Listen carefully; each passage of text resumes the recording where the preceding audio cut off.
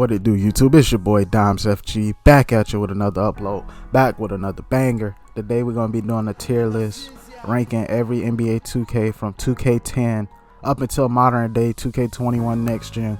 Before we get into the video, I do not know why 2K17's picture is Steph Curry and not Kobe, and I don't know why 2K18 is DeMar instead of Kyrie. But this video is strictly my opinion and my opinion only. You could leave it up for debate in the comments section, but these are my personal favorite 2Ks, if we're being honest. 2K10 is my very first 2K up until modern day 2K21. I played every game in between as well. It's just scary to believe a lot of people's first 2K was 2K17, 18, or 19. That's a scary fact that a lot of people are so young that those are their first 2Ks. But let's begin the video nonetheless. Comment down below your favorite 2K, but let's get into it. 2K10. The very first year that my career was introduced, it was called My Player back then. 2K10 is it's a solid A tier game. 2K10 is an A tier game because also the association introduced the whole D-League feature at the time it was called, where you could play with, call up players, send players down to the D-League, all of that. And I think 2K12 was the last year that you were able to do that. 2K10 had a lot of, this is back when 2K focused on gameplay.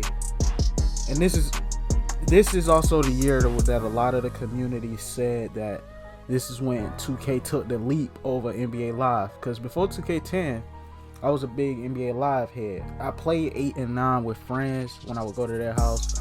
But I was always a Live is better type of player. But you know, 2K10 I think is when that leap actually happened.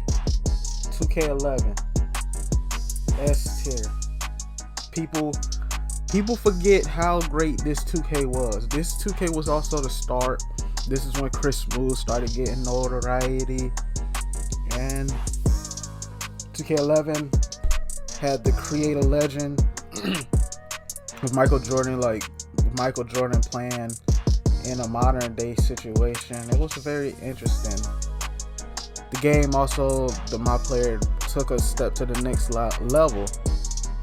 So this game is also great. 2K12. Coming off of 2K10, it wasn't really that great. It's a solid C tier game though. Crew mode was in 2K10 and 2K11, which is now Pro-Am. But 2K12, they took the crew mode out of the game and they started taking away features. This is when we started finding out how 2K really was. They the type of people to take away features and bring them back years later as something new. Because crew was originally what Pro-Am is now. The whole 5v5, your 5 versus my 5, that was crew mode, but they took it out. 2K12 was a solid game though.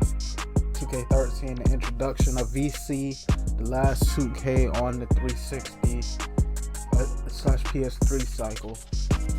This is also a C tier game. The introduction of VC, we didn't think much of it at the time, but years later, boy, was that a curse. 2K14, the first next gen game, the introduction of the parks. I remember how hyped up next gen was and how hyped everybody was about playing it. It's an A tier game for me. 2K14. I mean, one positive I can say about 2K13, it had the greatest soundtrack of all time because Jay-Z was the producer. Let me know if y'all want to see me do a soundtracks tier list as well, because I'm thinking about doing one of those too. But yeah, back to 2K14, the year Park was introduced. The first game on the Xbox One / PS4 cycle. I remember the hype that was surrounded by this game, and it succeeded. 2K15, put it in the S tier. It had its bugs, the whole 7-foot small forward, the demigod glitch, all of that, but nonetheless still a great game. 2K15 was also the year where Park really took the next level. Because leading up to 2K15, my career was the top mode. But 2K15, I think, is when that shift really happened to where Park and my team took over. 2K13 also introduced my team, by the way. I forgot to mention that. That's back when my team was actually good. 6-15, it was good. 2K16, another S tier game. Shout out to 2K16. This was one of the better 2Ks as well. Next up, this one is a hot take. I'm sorry. I know a lot of y'all like to say this. I know a lot of y'all like to say 2K17 is an S tier game. But to me, it's a B tier game. Let's not forget, I'm a type of person who likes to deal with reality. 2K17, the reason people hold it in such high regards now is because of the fact that's probably where they made most of their memories. And 2K17 is when a lot of people in the 2K community really started as well. So it's like you either started, you had guys like Hank the Tank who blew up in 2K17. I found out about Davis, I believe it was 2K17. So like Davis blew up in 17, I believe. So it's like Agent was in the community before 17, but that's when his transition to Park happened. So it's like people, but Agent didn't even really like 17 that much. But a lot of people like 17 is because that's when they started, or that's when they started to blow up, or that's when they did blow up, or when they started YouTube in general. So people put it in the S tier, but to me it's really a B tier. If we keep it at hot, maybe C tier, but I feel like that's too low. It doesn't belong in the same tier as 2K12 and 13 because it's way better than both.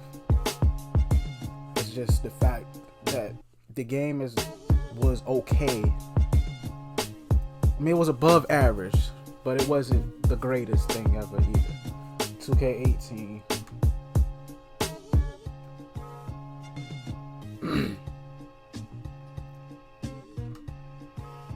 2K18 S tier. It's like nah. Worst 2K ever. F. The blow-bys, the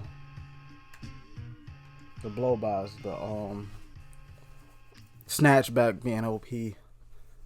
That did like when they switched the build system in 18 to the whole primary secondary versus 2K17, every build being one archetype. But I do like this system better of the double archetype. But the neighborhood being introduced, people hated on the neighborhood. I personally hated it in 18, 19. They improved the neighborhood, but we're not talking about 19 yet.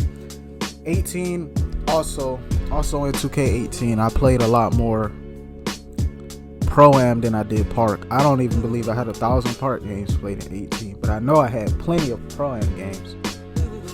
This was also my peak for Pro-Am as well. Like, we was an Elite 1 Pro-Am team at the end of the year. Man, that was a lit time. And then like the Pro-Am community was a lot bigger back then because that was when the 2K League was introduced. You know, a lot of people gave up on their dream of being in the 2K League once they not got in there that first or second year. But let's be real. 2K18 I had some memories on that game, but the reality is that game was not great. 2K19, it's another B tier game. They took forever to patch pushing. That's the big issue with that game. Pushing took 7 months to patch. The gameplay felt kind of arcadey because 2K did a poll before the game came out on a scale of 1 to 10. How arcadey do y'all want this game? The community said 10. 1 being less arcadey as possible and 10 being the most. I'm like, you should say somewhere around 5 or 6 because that's like a little bit of both, which the next 2K we will get into has a little bit of both. But 2K19 was casual for the most part. It was a good year for dribblers though. The dribbling was pretty smooth on that game. The build variety was kinda there still, but stretch bigs, post scores, the post scoring takeover, sharp takeover being as OP as it was. It's another one. Stretches being able to shoot over people. Yes, I remember that. Man, that game has so many issues, but the good about the game outweighs the bad. Like the overall gameplay, the dribbling system, all of that was pretty fun, and you felt like it wasn't just one way to win the game like there is in next gen and 2K21, which we'll get into those later. 2K20 could have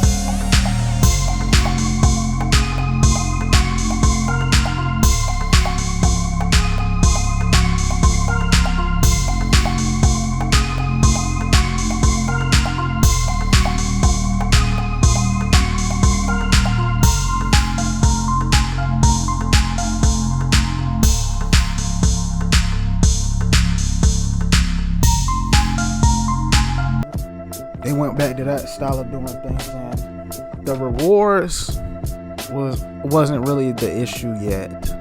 It was okay, I guess. Like, the game has some decent rewards. The build variety that this game had, yes, every build could shoot, but it caused the game to have more variety. Every build wasn't your traditional play shot or sharpshooting playmaker from 2K19. 2K19 had some variety as well, but everybody wasn't the same. Like, it was ISO. Some people ran ISO. Some people ran screens. You had the BP build for ISO. Two-way slash playmaker for ISO. Play shot, run screens. Some people even ran a sharp facilitator at a guard. But the variety in this game was people ran two-way sharp as a guard. And I was one of those. The game had so much variety when it came to builds that it's up there for me. The variety.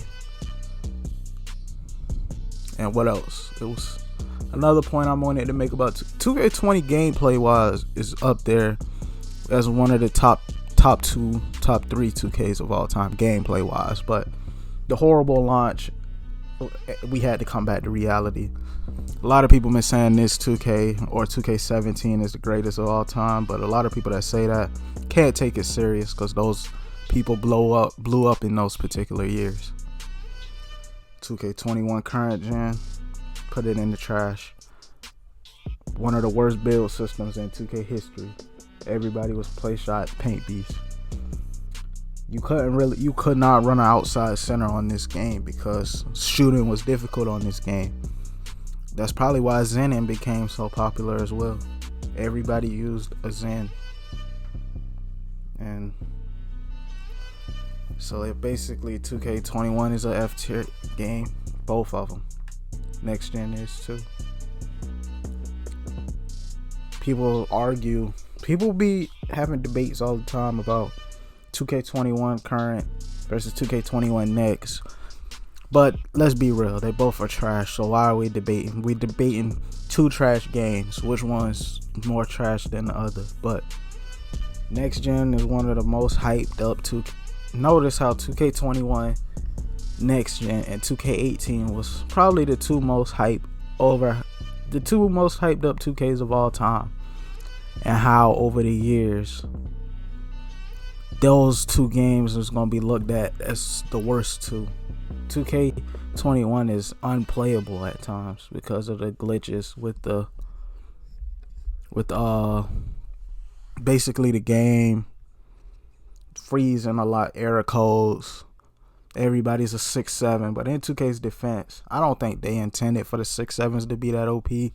I can't excuse them giving them Hall of Fame quick first step, but what I do know is I think they thought interior defense was going to be able to do more than it actually did.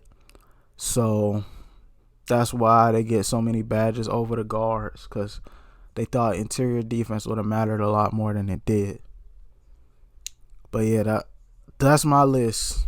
The S tier, you got the S. Please let me know your favorite 2K all time in the comments. Like, comment, subscribe. We on the road to 1,000. And I'm out.